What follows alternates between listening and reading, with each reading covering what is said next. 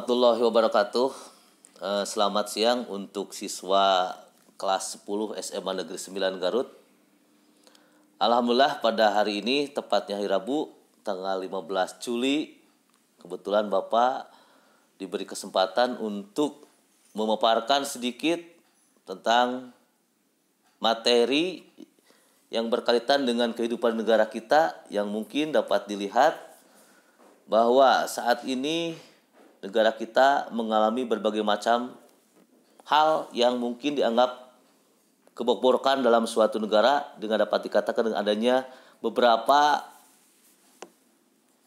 tindakan yang dianggap KKN, atau mungkin kalian juga sudah mengenal istilah korupsi, kolusi, dan nepotisme.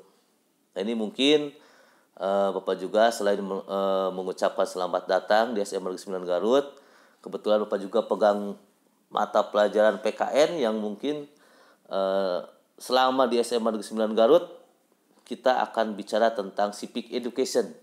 Hanya mungkin di sini Bapak juga akan sedikit memaparkan tentang salah satu materi MPLS yang berjudul Pendidikan Anti Korupsi.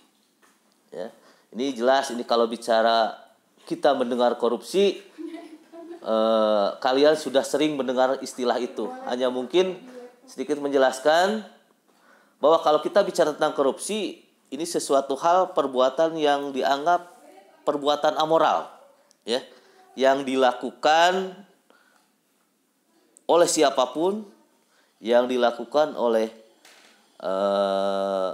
pejabat ataupun aparat, ataupun juga seseorang yang memiliki kekuasaan, ya, di mana perbuatan tersebut jelas akan memberikan keuntungan untuk diri sendiri, ya.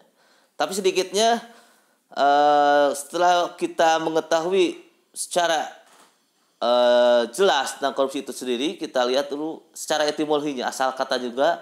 Ini yang namanya korupsi berasal dari kata corruption, ya, atau juga bisa dikatakan corruptio, yang lebih jelasnya dalam Kamus Bahasa Indonesia itu dapat dikatakan sebagai perbuatan yang busuk, ya. Kalau kita bicara busuk adalah sesuatu hal yang sangat menjijikan, itu busuk, ya. Menjijikan ini juga dapat dikategorikan sebagai salah satu perbuatan yang jijik yang dilakukan oleh seseorang yang memiliki kekuasaan, ya, dengan tujuannya untuk menciptakan atau mengumpulkan atau memenuhi keinginan sendiri. Jelas kalau bicara tentang penyalahgunaan kekuasaan, mengumpulkan keinginan kekayaan sendiri, itu akan merugikan kehidupan bangsa dan negara. Bicara tentang korupsi itu sendiri, sebenarnya bisa dimanfaatkan secara langsung ataupun spontanitas, artinya direncanakan ataupun tidak direncanakan. Berarti kalau ada kesempatan, ini bisa dilakukan oleh seseorang untuk mencapai tujuan sendiri. Nah, ini karena mungkin kalau dijelaskan lebih jelasnya mungkin ini agak terlalu panjang. Kita lihat saja ini bentuk-bentuk korupsi yang ada di negara kita. Ini kita lihat yang pertama, merugikan keuangan negara. Itu dampak, yaitu bentuk daripada korupsi, merugikan keuangan negara. Yang kedua, adanya suap menyuap, itu bentuk korupsi di kita. Suap menyuap itu kan apabila ada sesuatu, seseorang yang punya keinginan menghubungi seseorang dengan memberikan sesuatu, ya. Kemudian yang ketiga, penyalahgunaan jabatan. Nih, bicara penyalahgunaan jabatan atau kekuasaan yang sengaja menggelapkan atau merusak atau menghilangkan dengan saja fakta atau barang bukti. Lalu yang keempat, ada pemerasan. Mungkin kalian juga sudah mengetahui pemerasan. Ini harus hati-hati, sebab kata Bapak tadi, korupsi itu bukan saja dilakukan oleh pejabat, tapi bisa dilakukan oleh siapapun. Mungkin kalian juga misalnya kalau memeras dalam hal yang kecil itu sudah ujung-ujungnya korupsi. Jadi hati-hati itu, ya. Dan yang kelima adalah kecurangan. Nah, ini kecurangan.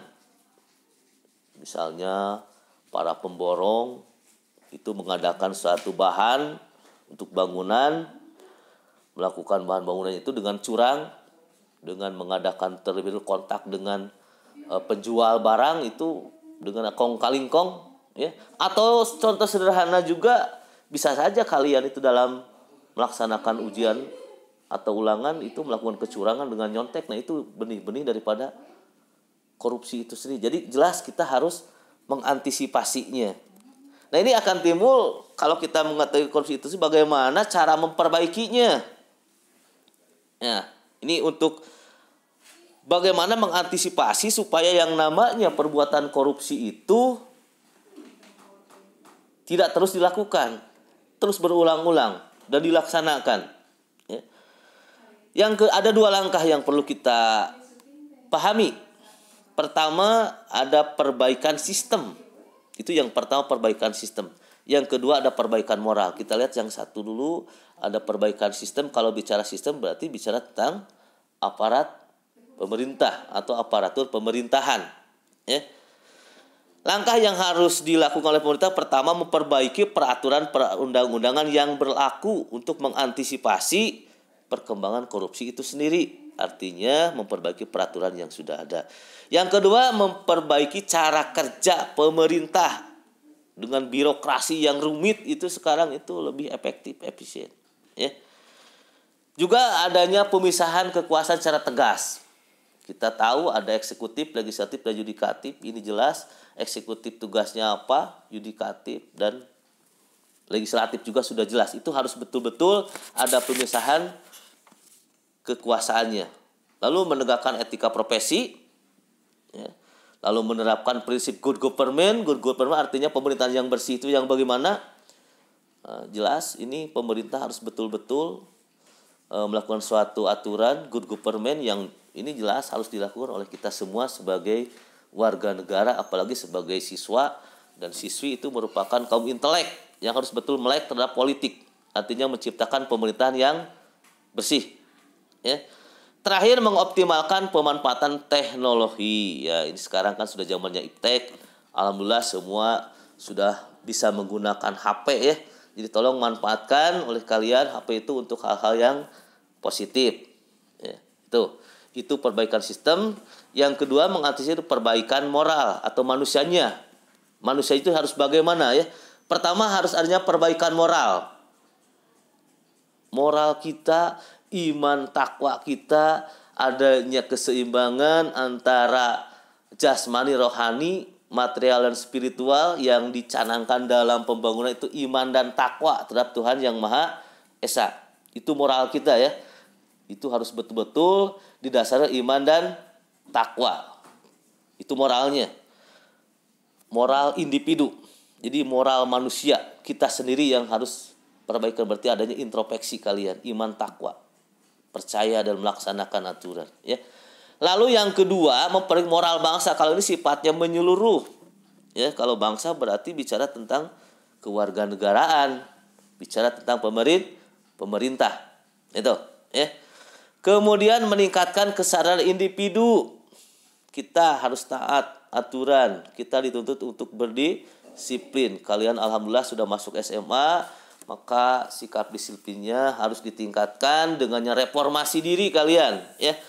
Tadinya dari SMP bagaimana, maka reformasi, arti reformasi kan perubahan dari yang baik ke arah yang lebih baik. Berarti tingkat lagi kedisiplinnya, itu jelas akan sedikit mengantisipasi perbuatan korupsi, ya. Nah, itu. Kemudian yang terakhir, memilih pemimpin yang bersih dan jujur. Ya, mungkin kalau kalian masih siswa kelas 10 belum bisa melaksanakan hak pilih, ya, dalam pemilu untuk memilih seorang pemimpin, tapi ya belajarlah minimal kalian memilih ketua kelas, gitu kan, memilih perangkatnya, wakilnya, seksisi itu yang betul-betul dianggap yang bersih. Kemudian terakhir, ini upaya. Jadi setelah kita mengetahui kehidupan kita bagaimana, kemudian apakah ada korupsi atau tidak, ini pemerintah juga mengadakan upaya untuk pemberantasan korupsi, yaitu dengan mengeluarkan berbagai macam perundang-undangan, ya. Misalnya ada Undang-Undang Nomor 30 Tahun 2002 tentang KPK, Komisi Pemberantasan Korupsi. Yang ini dengan adanya KPK, alhamdulillah dapat kalian lihat di media, baik itu media tulis, cetak maupun gambar, bahwa di kita itu banyak pejabat yang melakukan tindakan korupsi yang sudah dapat ditangkap.